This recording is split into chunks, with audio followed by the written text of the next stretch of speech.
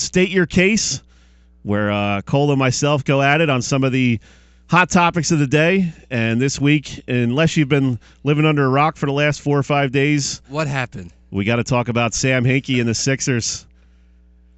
Man, Cole, I got to tell you, I'm not on board with Mike Gill and this whole trust the process, all that stuff.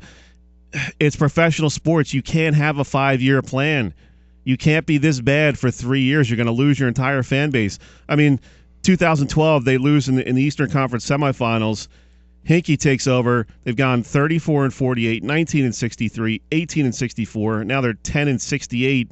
I mean, that's atrocious. It's the NBA. You find 5 guys that can play some ball, win you 20 games at least. And then he writes a 13-page resignation letter that, goes off the rails into like ancient philosophy and all this other kind of stuff. I don't know what the heck the guy was saying. I tried reading it last night. I got through about 4 pages. I was like, what is this? What am I reading? I was like, what is this? Some kind of college thesis paper? What's going on here? State your case there, Cole. My case is I'm kind of glad he's got it. He might, he comes off as a little bit arrogant, trying to sound like the smartest guy in the room. Dude, you got to get results, man. It's professional sports. Why now? Why not a year ago, 2 years ago? Was it because Colangelo's now in calling the shots up in the front office? I feel I'm not a big fan of the process, but at least wait until these draft picks that he collected, all these assets that he collected, let him play out. We have all these draft picks. The Sixers have all these draft picks where they could potentially have 4 first-round draft picks this draft. Well, then he said in his letter, he basically comes out and says you have about a 10 or 20% chance of a draft pick panning out. Okay, you admit that. Then why are you trying to stockpile 20 draft picks? I mean, what are you playing the numbers game that you hope one in 5 years is going to work out? I mean, to me, you got to find a way to stay at least relevant. I mean, you're basically alienating an entire fan base by winning 10 games a year. That's ridiculous. That and just constantly shopping your best players. Michael Carter-Williams, Rookie of the Year. Yeah, what's wrong with him? We'll get him for a first-round pick that we could get this year, maybe next year or the year after. We're trading for our first-round pick 4 years from now. Come on. Who knows? Okafor could have been dealt this offseason if Hinkie was still in calling the shots up top. I'm not a fan of the process, but I would have liked to see all these draft picks that the Sixers have collected actually being put to use and not being put on the shelf every year because they're top 4 protected. Why are you drafting a guy that's hurt that you don't know when he's going to play? I mean, Embiid, is he ever going to play in the league? Well, and the thing with that, he was the best. You drafted guys from Europe that stay in Europe. I mean, what the heck's going on here? He's supposedly coming. Sarge is supposedly coming next season. Embiid, he was the best player on the board. Remember, he was the best player in that draft. The foot injury came about, and they kind of stole him at 3. But I'm not a big fan of drafting big guys with histories of injuries. Well, especially with the foot injury where you see Yao Ming, Greg Oden, who got drafted before Kevin Durant. And Trailblazers are still kicking themselves for that draft pick. I don't understand why they do. Why now? And then probably 6 hours later, they bring in Brian Colangelo as the GM. It's like, now the question is Brett Brown going to be the scapegoat? Is he going to be one of those guys that, like, all right, well, we kind of like Chip Kelly in Philadelphia. Get rid of all of Chip's guys. Are we going to get rid of all of Sam Hinkie's guys, meaning Brett Brown, who you can't blame Brett Brown for coaching this team. What do you expect them to win an NBA championship with TJ McConnell as your point guard and Robert Covington as your starting small forward? I mean, come on. Isaiah Cannon was kicked around so many teams, and Ish Smith is one of the starting guards too. I don't get the whole 13-page resignation letter. I mean, your team won 10 games. You're not getting the job done. Just, call it a day and leave town. I mean, what's with the 13-page letter trying to say? You're basically trying to say you were right and you didn't have enough time. Dude, you had 3 years. 3 years and you got worse every year. Well, how is that process even remotely working? And didn't he have he had an interview with somebody, I think, a few hours before his resignation, didn't he?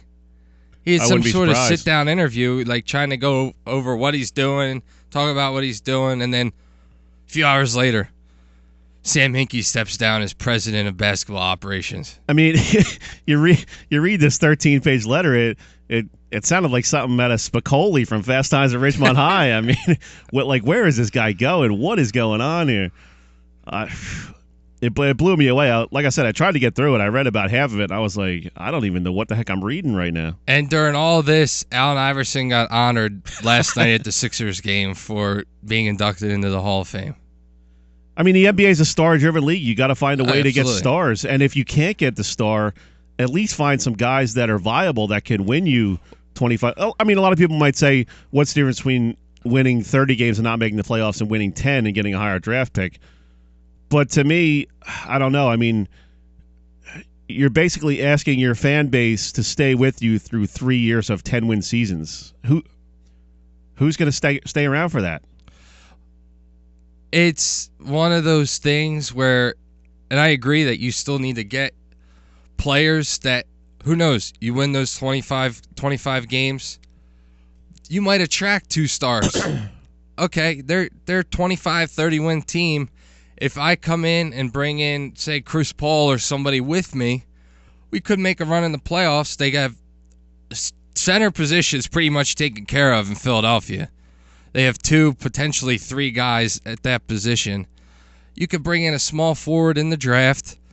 Attract. This is what with the draft, with all these draft picks, to see who they might get, say an Ingram or a Ben Simmons, maybe 2 years down the line when, let's face it, they're like $30 million below the cap floor. Mm-hmm. They take on these crazy Gerald Wallace contracts just to stay at the floor for cap.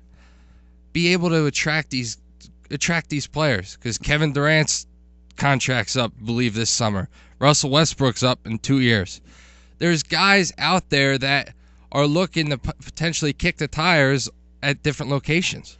I mean, even if you're trying to turn over the roster and get younger and get a lot of draft picks and all that stuff, you at least have to bring in some guys that are viable to help you get over the hump, to get, to where you want to be.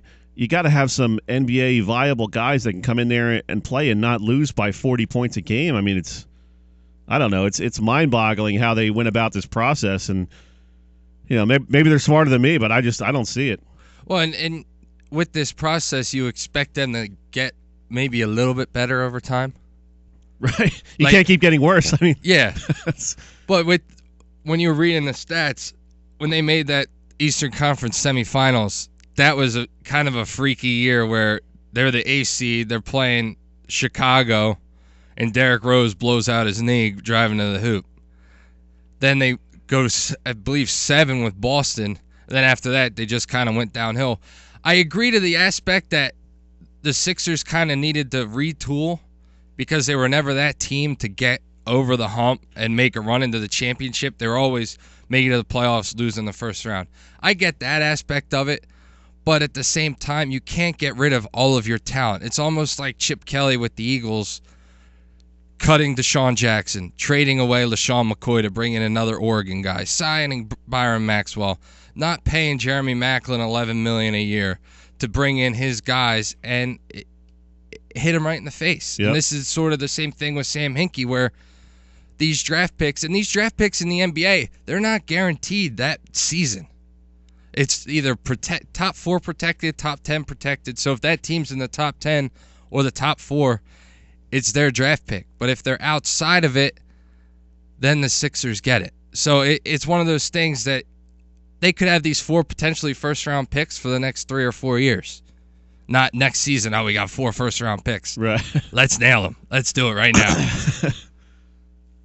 now. Good stuff. Vent a little bit here on a Saturday morning. That was State Your Case.